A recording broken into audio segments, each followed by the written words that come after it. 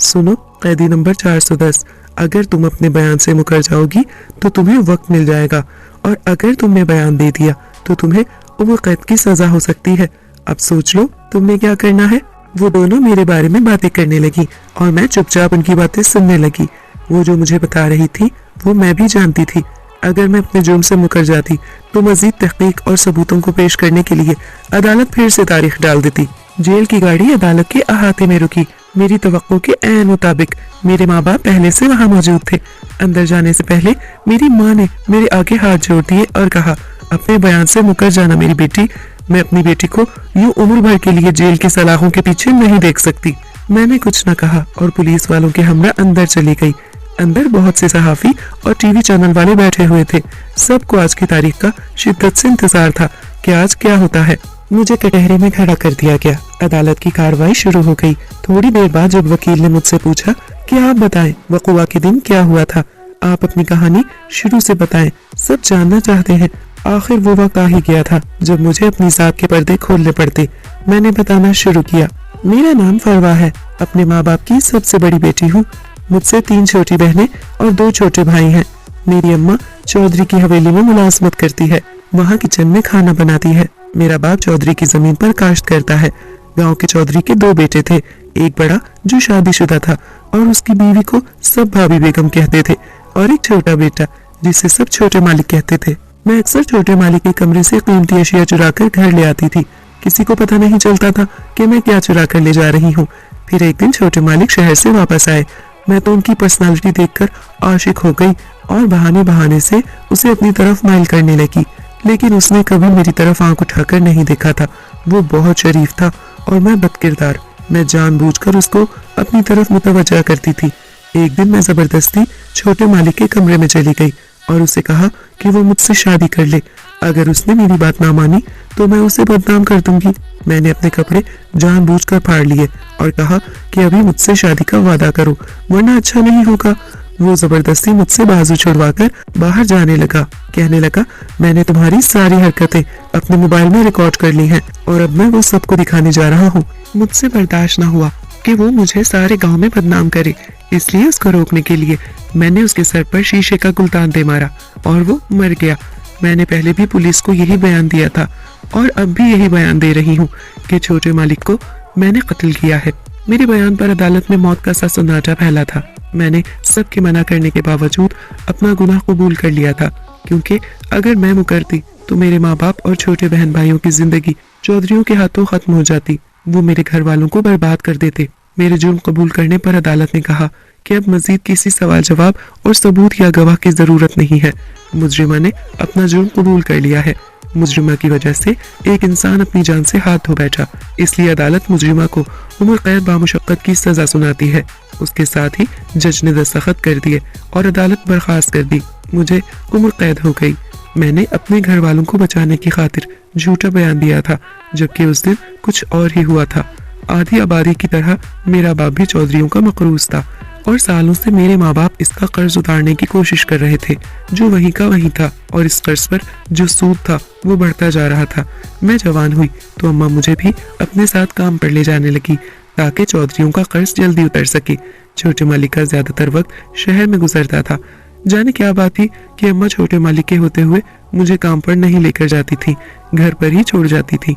बाद में मुझे पता चला कि छोटे मालिक की शोहरत काफी खराब थी। गांव की लड़कियां उसके हाथों दागदार हो चुकी थी, इसलिए अम्मा उसके होते मुझे वहां लेकर नहीं जाती थी। चौधरियों को अपने बेटे की सारी हरकतों का इल्म था, मगर उसने कभी अपने बेटे को रोकने टोकने की कोशिश नहीं की। इन दिनों भी छोटा मालिक हवेली आया हुआ था। अम्मा ने मुझे घर पर छोड़ा और खुद काम पर चली गई, मगर वहां से वापस आई तो उसको तेज बुखार चढ़ गया। अगले रोज हवेली से पैगाम मिला कि अगर तबीयत ठीक नहीं तो अपनी बेटी को काम पर भेजो। मजबूरी में अम्मा को मुझे भेजना पड़ा। जाने से पहले अम्मा ने बड़ी नसीहत की कि छोटे मालिक से दूर रहना, उसके कमरे में मत जाना।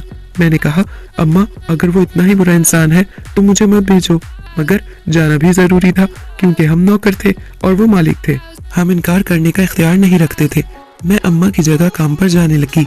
मैं बहुत कोशिश करती थी कि छोटे मालिक से सामना ना हो, मगर एक दिन उसने मुझे देख ही लिया। मैं खूबसूरत हूँ इसलिए जल्दी उसकी नजरों में आ गई। एक दिन उसने अपने कमरे में मुझे बुलाया। मैं उसके कमरे में डरते डरते गई। उसने मेरा हाथ पकड़कर जबरदस्ती करनी चाही तो मैंने अपनी इज्जत बचाने की खातिर शीशे का गुलदान उठाकर उसके सर पर दे मारा। उसका सर लहूलुहान हो गया। उसे अस्पताल ले गए और मुझे पुलिस ने पकड़ लिया। मुझे बाद में मालूम हुआ कि वो शीशे का गुलदान उसके सर में बड़ी जोर से लगा था और वो अस्पताल में दूसरे दिन मर गया था। मुझ पर शदीद दबाव था कि मैं सच ना बोलूं, क्योंकि अगर मैं सच बोलती तो चौधरी का मरहूम बेटा दुनिया की नजरों में गंदा हो जाता और मैं बाइज्जत बरी हो जाती, क्योंकि मैंने अपनी इज्जत और जान के तहफ्फुज के लिए इंतहाई कदम उठाया था। मुझे धमकी दी गई थी कि अगर मैंने सच बोला तो मेरे घर वालों के साथ बहुत बुरा किया जाएगा, इसलिए मैंने झूठा बयान दे दिया। मुझे उम्र कैद की काल कोठरी में मुंतकिल कर दिया गया। वहाँ मुझसे पहले ही कई खुर्रान किस्म की औरतें मौजूद थी। मैं भी उनके साथ रहने लगी। उम्र कैद की ज्यादातर औरतें बड़े बड़े जराइम की वजह से यहाँ आई थी। मेरी तरह हो सकता है किसी ने झूठा बयान देकर ये सजा अपने लिए खुद चुनी हो। मैं अब अपनी किस्मत को कबूल कर चुकी थी कि मेरी सारी उम्र अब यहीं गुजरने वाली है। मेरी माँ बेचारी रोते हुए गई थी। बाप के अलग कांधे झुके हुए थे। मुझे बाज़ औक़ात खुद यकीन नहीं आता था कि मैं अपने घर में नहीं बल्कि जेल में हूँ। मुझे यकीन था कि कुछ दिन यहाँ रहूंगी तो ये भी घर ही लगने लगेगा। शुरू के दिन तो वहाँ के माहौल को ही समझने में लग गए। मैंने वहाँ रहकर एक अजीब बात नोटिस की थी, वो ये कि पुरानी कैदी औरतों को गोश्त दिया जाता था और हमें जो कुछ नहीं थी उनको दाल रोटी। मैंने सोचा हो सकता है उन औरतों को कभी कभार गोश्त दिया जाता हो, मगर रोजाना सामने वाली काल कोठरी में गोश्त का सालन दिया जाता था और हमारी वाली जेल में दाल और सब्जी आती थी। कुछ दिन तक मैं देखती रही, फिर एक साथ वाली औरत से पूछा उनको गोश्त क्यों दिया जाता है। वो औरत कहने लगी, मैंने तो सुना है कि उनको खास तौर पर हिरन का गोश्त दिया जाता है। हिरन का गोश्त सुनकर मैं दंग रह गई। हिरन का गोश्त तो इतना महंगा होता है और यहाँ कैदियों को खिलाया जा रहा है। मैं हैरान होने के सिवा और क्या कर सकती थी। लेकिन फिर एक बात और अजीब थी, वो ये कि उन औरतों को बाहर ले जाया जाता था। खाना खाने के ठीक आधे घंटे बाद जाने किस मकसद से बाहर लेकर जाते थे। अगले दिन सुबह मैंने एक उम्र रसीदा औरत से पूछा कि यहाँ रोज रात को क्या चलता है। मेरा मतलब है उम्र कैद की उन औरतों को हिरन का गोश्त खिलाने के बाद कहाँ ले जाते हैं। वो औरत कहने लगी, इन औरतों को बाहर बरामदे में ले जाकर जंजीरों से बांध दिया जाता है और फिर इनको बर्फ वाले पानी में रात भर बिठाया जाता है। सुबह वापसी होती है। तुम कभी नमाज से आधा घंटा पहले जागना और देखना। मैंने उस औरत के मशवरे पर वैसा ही करने का सोचा जैसा उसने कहा था। मैं नमाज के लिए तो उठती थी, इसलिए मैंने आज सोने से पहले आधा घंटा पहले उठने की नीयत कर ली। अगले दिन नमाज से आधा घंटा पहले मेरी आंख खुली तो मैंने देखा कि वाकई वो औरत सच कह रही थी। सामने वाले सेल की औरतों को वापस उनकी जेल में बंद किया जा रहा था। इन औरतों के जिस्म पर जंजीरों के निशान नजर आ रहे थे और वो गीली भी लग रही थी। ऐसा लग रहा था कि कपड़ों समेत नहाकर वो निकली हैं। उसका मतलब तो ये था कि वो औरतें वाकई सारी रात बर्फ वाले पानी में रही थी। आखिर ऐसा क्यों था? ये खास उन औरतों के साथ ही क्यों किया जा रहा था? मैंने अपनी साथ वाली से पूछा, ये उनके साथ कब से चल रहा है? कहने लगी, मैं तो जब से आई हूँ यही देखती आ रही हूँ। अब तो इन औरतों को भी आदत हो गई है। शुरू में तो बड़ी चीखने की आवाजें आती थी जंजीरों से बंधे होने की वजह से, और सारी रात बर्फ वाले पानी में रहने की वजह से वो दिन भर रोती रहती थी। मगर कुछ अरसे से ये बिल्कुल चुप होकर रह गई हैं, दिन भर आराम करती हैं। जेलर उनसे काम भी नहीं लेती। अब पता नहीं इस सारे मामले के पीछे क्या राज छुपा है। उसने जितना मालूम था उतना मुझे बता दिया। मैं सस्पेंस में पड़ गई कि जाने इन बेचारियों के साथ पहले अच्छा सलूक करके यानी हिरन का गोश्त खिलाकर फिर गैर इंसानी सलूक क्यों किया जाता था। ये सवाल मुझे चैन नहीं लेने दे रहा था। उम्र कैद की औरतों का अलग से सेल बना हुआ था। बाकी औरतें जिनके छोटे मोटे जराइम थे वो अलग ही रहती थी, क्योंकि उनकी इमारत थोड़ी हटकर बनी हुई थी। हमें आपस में ज्यादा घुलने मिलने भी नहीं दिया जाता था। सुबह उठते ही नाश्ता करवाकर हमें काम पर लगा दिया जाता था। कोई झाड़ू देने लग जाती तो कोई चक्की पीसती। किसी की ड्यूटी सारे ग्राउंड की सफाई करने की होती और कुछ मिलकर दोपहर के खाने की तैयारी करती। ऐसे में वाहिद वही औरतें होती थी जो सारा दिन आराम करती थी। उनको नाश्ता भी अच्छा करवाया जाता था और दोपहर के खाने में भी बड़ा गोश्त तो कभी छोटा गोश्त। अक्सर दिन के वक्त एक नर्स आती और उनके जख्मों पर मरहम लगा जाती थी। जंजीर बंधे होने की वजह से बेचारियों की कलाइयों और बाकी जिस्म पर निशान पड़ जाते थे जिन पर दवाई लगा दी जाती थी। ऐसी जेल मैंने पहली बार देखी थी जहां कैदी औरतों के साथ ये सब हो रहा हो। इससे पहले मैं जिस जेल में थी वहां तो ऐसा कुछ नहीं होता था। सब औरतों के साथ एक जैसा सलूक किया जाता था और एक जैसा खाना दिया जाता था, और यहाँ तो मामला ही अलग था। उस दिन मैं इसी सोचो विचार में थी कि अचानक मुझे पैगाम मिला कि कोई मुझसे मिलने आया है। अम्मा का ख्याल आते ही मैं भागकर मुलाकात वाले कमरे में गई। वहाँ अम्मा के साथ एक और औरत भी थी जिसने काला कोट पहना हुआ था। गालिबन वकील थी। मुझे अम्मा ने बताया कि हम हाई कोर्ट में अपील करेंगे। ये वकील साहिबा अब तुम्हारा केस लड़ेंगी। तुमने हमारी वजह से झूठा बयान दिया है ना, मगर अब डरने की बात नहीं। वकील साहिबा ने हम सबको शहर बुलाकर हम सबको तहफ्फुज दे दिया है। अब चौधरी हमारा बाल भी बेका नहीं कर सकता। तू बस अब सच सच सब कुछ वकील साहिबा को बता दे। मैंने वकील साहिबा को सारी बात बता दी। उस वकील के खानदान की एक लड़की छोटे मालिक की वजह से खुदकुशी कर चुकी थी, क्योंकि उसे छोटे मालिक से मोहब्बत में धोखा मिला था। वो शख्स शहर में मोहब्बत के नाम पर लड़कियों को लूटता था। वकील साहिबा की कजन उससे प्यार के चक्करों में पड़कर अपनी दुनिया और आखिरत खराब करके अब्दी नींद सो चुकी थी। वकील साहिबा अच्छे से जानती थी कि मेरा कसूर नहीं था और सारा कसूर उसी का होगा, इसीलिए वो मेरा केस लड़ने के लिए तैयार थी। वकील साहिबा एक जानी मानी एनजीओ की रुकन थी जो औरतों के तहफ्फुज के लिए काम करती थी।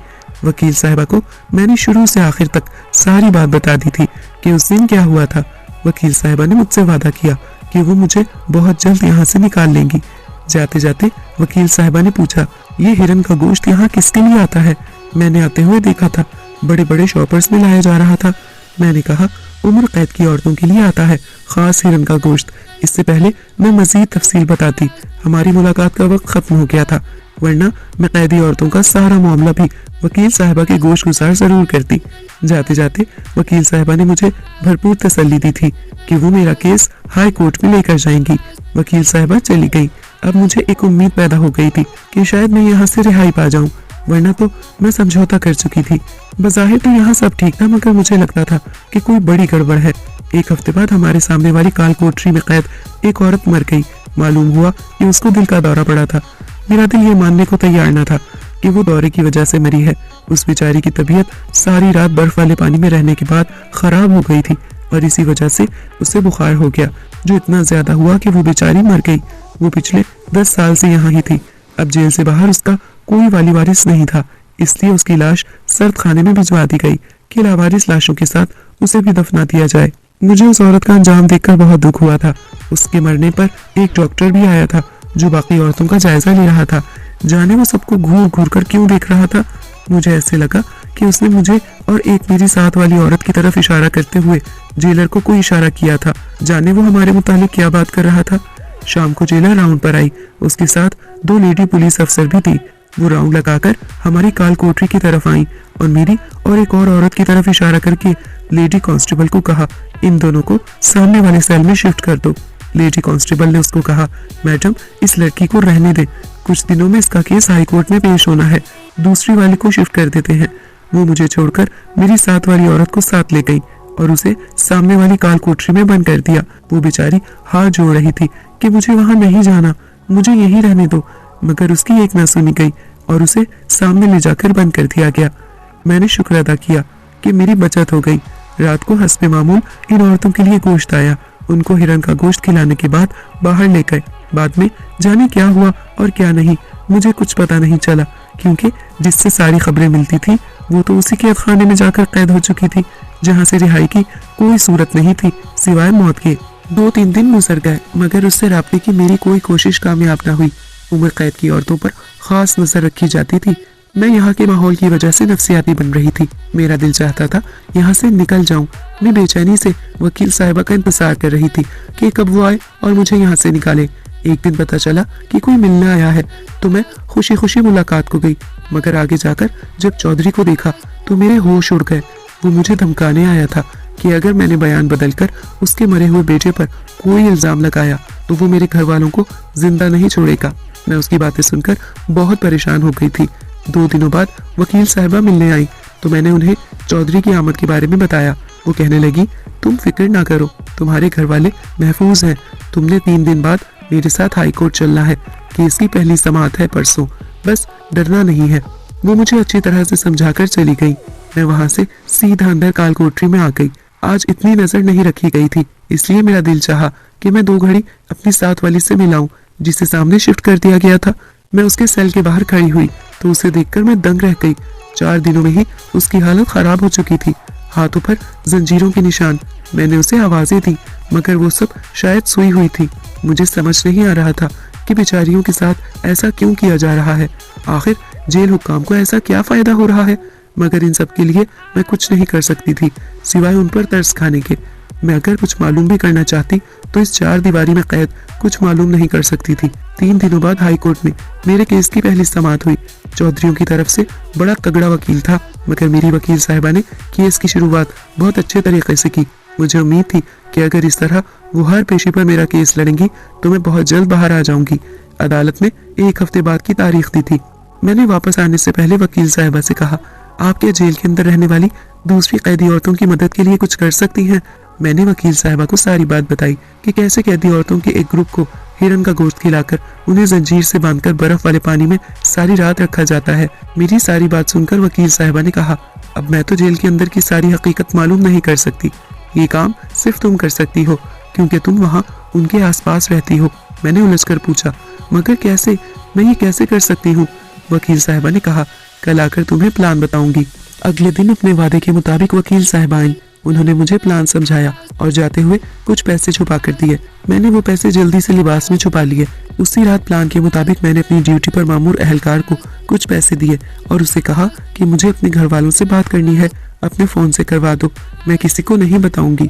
इस लेडी कांस्टेबल ने पैसों के लालच में अपना फ़ोन खोलकर मेरे हवाले कर दिया। मैंने उसे कहा, मैं बस इधर ही हूँ, बात करके आती हूँ। मैं फ़ोन लेकर चोरी चोरी बरामदे की तरफ आई ताकि वहाँ देख सकूं कौन कौन होता है और क्या क्या किया जाता है। मैं सुतून के पीछे खड़ी हो गई और मोबाइल का कैमरा खोलकर रिकॉर्डिंग करने लगी। मेरे पास सिर्फ 15 मिनट थे। 15 मिनटों में जितनी वीडियो बनी मैंने उतनी बनाकर वकील साहिबा के नंबर पर भेज दी। इसके बाद सारा कुछ डिलीट करके मोबाइल आकर उस पुलिस वाली को वापस कर दिया।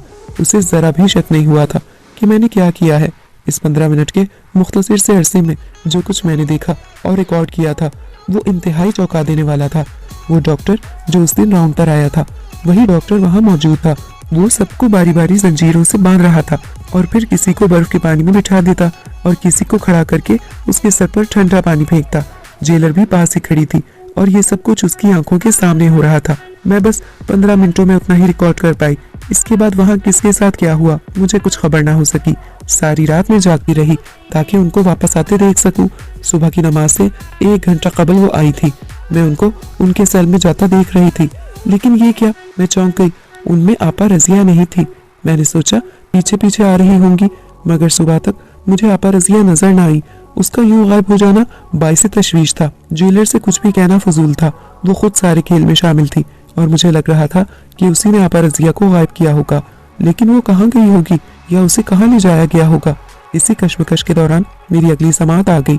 वकील साहिबा ने छोटे मालिक के किरदार के मुतालिक काफी सारे सबूत इकट्ठे कर लिए थे और वो अदालत में पेश किए। कुछ लड़कियां भी गवाही के तौर पर आईं और आकर गवाही दी कि वो बदकिरदार इंसान था और लड़कियों को टिश्यू पेपर की तरह इस्तेमाल करके फेंक देता था।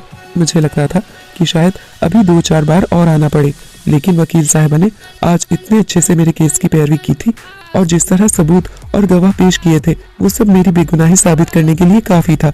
अदालत ने इसी पेशी पर मुझे बाइज्जत बरी कर दिया। मेरे माँ बाप तो खुशी से निहाल ही हो गए और मुझे तो यकीन नहीं आ रहा था कि इस कैद खाने से मेरी जान छूट गई, मैं रिहा हो गई। उम्र कैद के किसी कैदी को अचानक रिहाई मिल जाए तो कोई उसकी खुशी का अंदाजा भी नहीं कर सकता। इस तरह मैं भी बहुत खुश थी। मैं अपने माँ बाप के साथ खुशी खुशी गले मिल रही थी जब वकील साहिबा ने कहा, तुम्हें तो रिहाई मिल गई है, अब हमें बाकियों को भी इंसाफ दिलाना होगा। तुम्हारी भेजी हुई वीडियो मैंने देखी है, उसमें जो कुछ भी था वो बहुत हौलनाक था। ऐसा कुछ मैंने अपनी जिंदगी में आज तक ना देखा और ना ही सुना।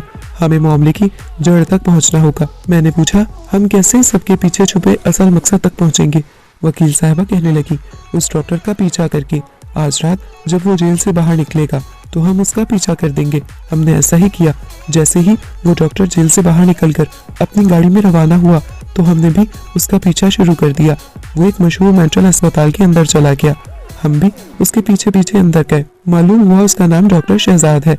वो इस अस्पताल का मालिक है और बाहर से पढ़कर आया है। वो डॉक्टर होने के साथ साथ एक साइंसदान भी था। हम उसके पीछे पीछे एक वार्ड तक गए तो वहाँ एक बेड पर आपा रजिया को नालियों में जकड़े देखकर मैं दंग रह गई। ये यहाँ थी और जेलर ने मशहूर कर दिया था कि वो भी मर गई। ये सब क्या हो रहा था? मुझे तो कुछ समझ नहीं आ रहा था, मगर वकील साहिबा को शायद सब कुछ समझ आ गया था। वो उसी वक्त मुझे लेकर डीएसपी साहब के पास गई। हमने उन्हें सारी सूरत हाल से आगाह किया, सबूत के तौर पर वीडियो दिखाई। डॉक्टर का नाम और रजिया नामी कैदी औरत जिसे जेल में होना चाहिए था उसकी उस अस्पताल में मौजूदगी बताई। उन्होंने कहा, हम सुबह को नहीं रात को छापा मारेंगे और रंगे हाथों पकड़ेंगे। अगली रात को अचानक ही पुलिस ने छापा मारा और सबको रंगे हाथों पकड़ लिया। उस वक्त कैदी औरतें जंजीरों से बंधी हुई थी।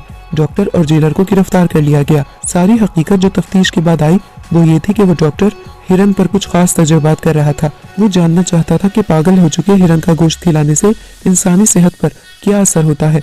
इसके अलावा वो ठंडे पानी में एक खास बैक्टीरिया मिलाकर औरतों को इस बर्फ वाले पानी में इसलिए बिठाता था ताकि वो तजुर्बा कर सके ये बैक्टीरिया इंसानी जिस्म में दाखिल होता है या नहीं। रोज वो मुख्तलिफ वायरस और बैक्टीरिया ठंडे पानी में रखता था और रोज मुख्तलिफ तजुर्बात करता था। कभी केमिकल मिले पानी के अंदर सारी रात उन औरतों को रखा जाता था। जंजीरों से बांधकर वो उन्हें दिमागी तौर पर कमजोर करना चाहता था।